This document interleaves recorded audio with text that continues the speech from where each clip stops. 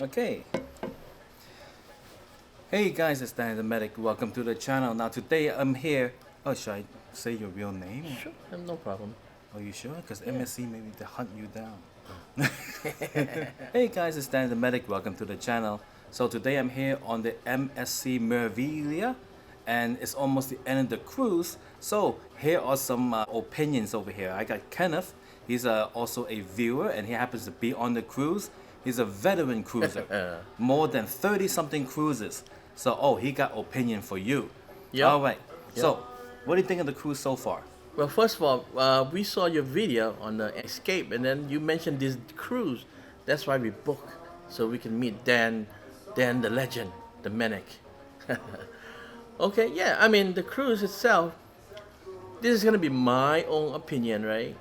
Based on 36 other cruises, and this is only the first one on MSC. So I don't want to say too bad or too good, so I'll be like a real review. So I can start off with the positive. The positive is the price, right? The price is really low.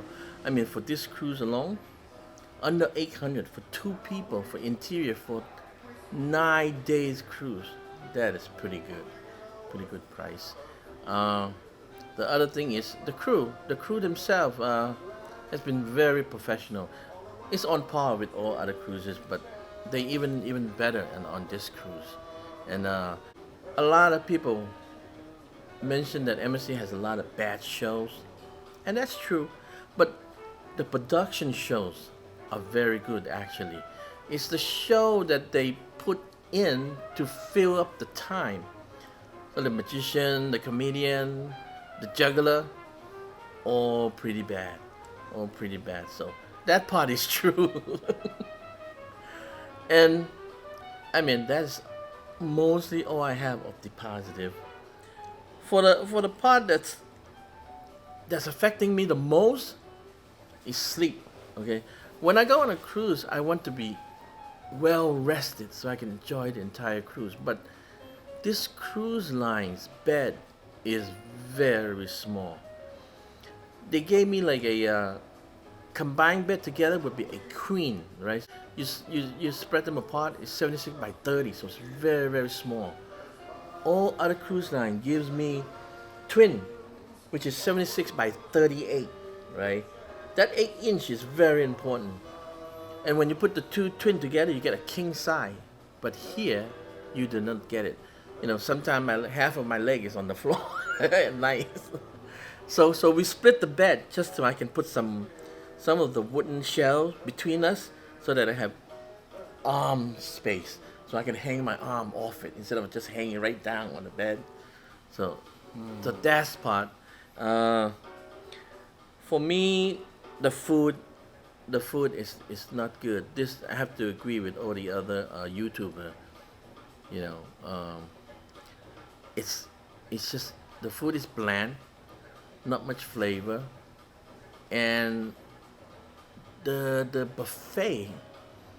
For me, it seems to be the same thing every night. The three main things was chicken, pork chop, and steak. That's the same on every single night. And then they may have one item that's different all the way at the end.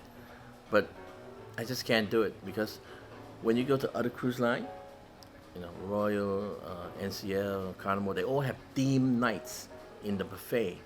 So one night would be Chinese, Italian, you know, Caribbean night. Different night every night. You know, it keeps things interesting. But when it's the same thing every night, I just can't stomach it. I might be losing weight on this cruise. Wishful thinking. So how was your lobster night? Lobster. Oh, the lobster sucked.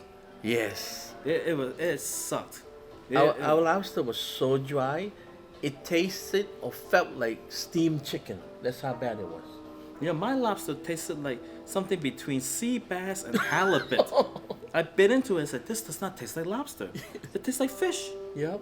You know, but then it has a shell, so you know, and the shell. I mean, like Yes. it's a piece of lobster tail. It just Yeah. didn't taste like it, and the Yeah. texture was weird. Yeah, this might be the worst lobster I have ever had on a cruise ship. This is it. Yeah. So then like I have all these like food that is not the way it should be in my opinion. Yeah. I'm just thinking that it must be the Italian style, you know, because I've Italian never style. been to Italy, you know, like sure I had spaghetti and lasagna, but obviously they have other food in Italy, so like I had the French onion soup. It came with a gravy. I complained right away. I said that you call it onion gravy, not onion soup. Oh, you had it? Too much starch. Yeah, it's like it actually was like beef gravy. As like as a Yes. gravy, it would have been Yes. pretty. It's a pretty tasty gravy, but I don't want that as a French onion soup. Yeah. You know, I want like if I get that, I'll get some nice roast beef and I pour that all over my roast beef, and it would have been nice. great. But it's supposed to be French onion soup. Yeah, so what was that about? And I thought it was a mistake. Yeah. Because in the subsequent meal, I ordered something that came with beef gravy, and it tasted exactly like the French onion soup. And I was like, oh wow, they must have made a mistake because they had maybe a frozen block or something. Yep. It says beef something, and the people here, they're obviously not native English speakers or something because they're all coming from all these different countries Yes. and everything. So they probably saw the word beef and just melted it and used it for the soup. But no, last night I went to dinner and said, let me get the French onion soup again, just in case, it comes with a proper, like a broth for it. And no, it's the same gravy. I said, okay, no, now I know it's not a mistake. Yep. It's the same thick gravy French onion soup. It's weird. It's weird. Maybe now, if you guys are familiar with Italian cuisine, tell me, is the French onion soup in Italy actually a gravy? Let me know. Because I have no way of knowing. I got no internet on the cruise, guys. I have no internet.